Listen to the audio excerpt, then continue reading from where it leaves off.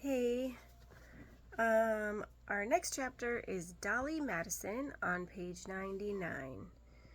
Dolly Madison, 1768 to 1849. I am accordingly ready. I've pressed as many cabinet papers into trunks as to fill one carriage. Our private property must be sacrificed, as it is impossible to procure wagons for its transportation. Extract from a letter written to Dolly Madison's sister, August 23, 1814. Dolly, sometimes spelled Dolly, Madison might have been remembered as simply the First Lady of President James Madison. However, Dolly made a name for herself.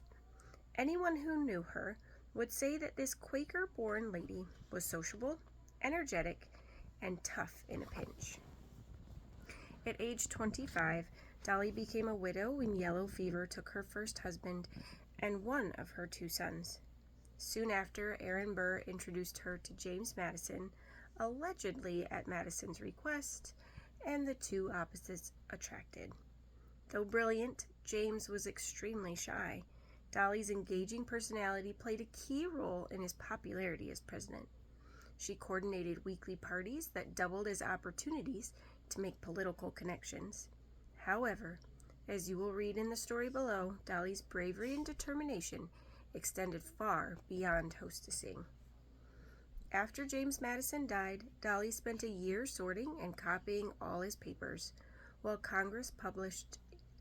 which Congress published in 7 volumes.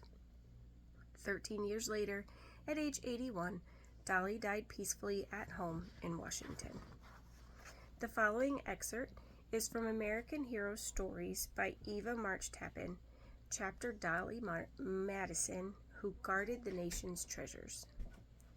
Dolly, asked President Madison of his wife, have you the courage to stay here till I come back tomorrow or the next day? I am not afraid of anything if only you are not harmed and our army succeeds, was her reply. Goodbye then, take care of yourself. And if anything happens, look out for the cabinet papers, said the president, and rode away to where the militia was gathering. There was good reason for Mrs. Madison to be anxious about her husband and about the success of the Americans.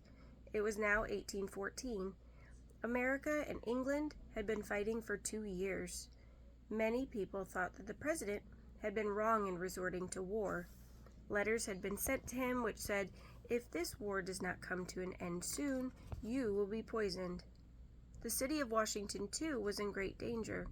4 days earlier, a messenger had ridden up at full speed to say 50 British ships are anchoring off the Potomac. Nearly all the men hurried to the front to try to oppose the enemy. People in Washington were carrying their property away to the country. Still, the little lady at the White House did not run away. She had the public papers to guard, and she would not go.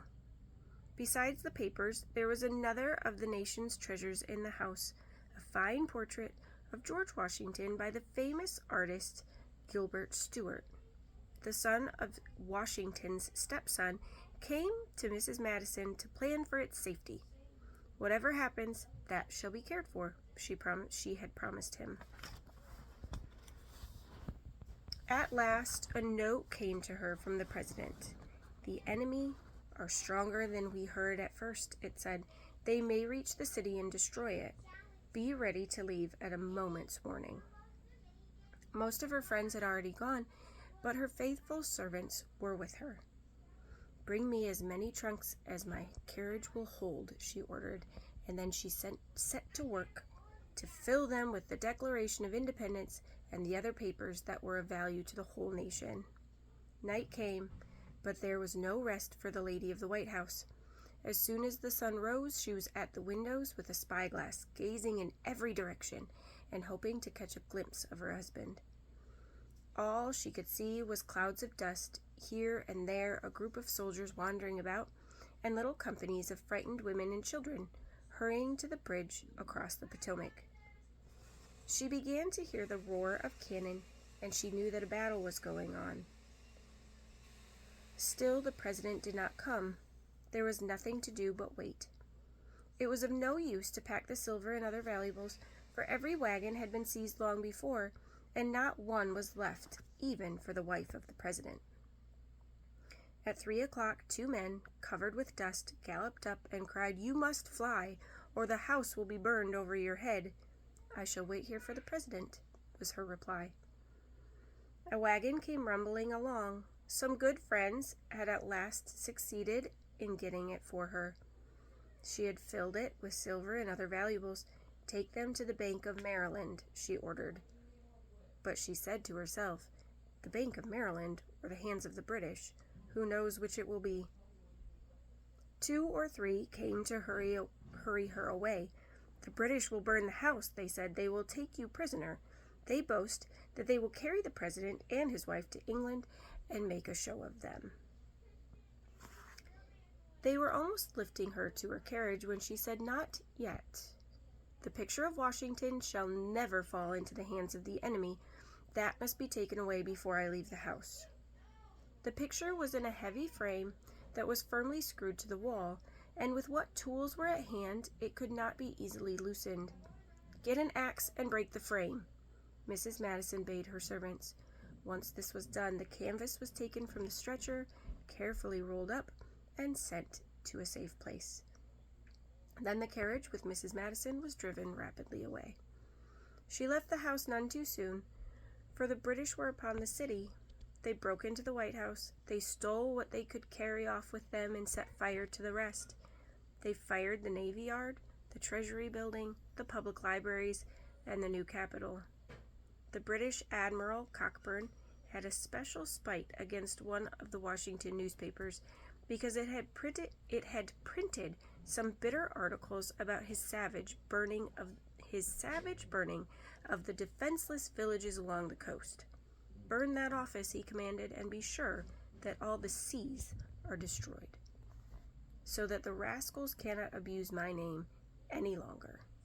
It is said that he jumped down from his horse and kindled the fire with his own hand.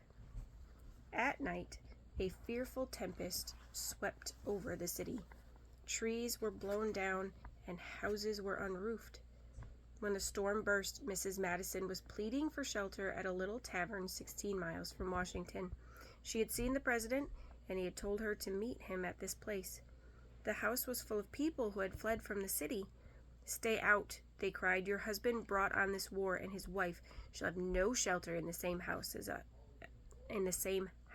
us." At last, however, they let her in.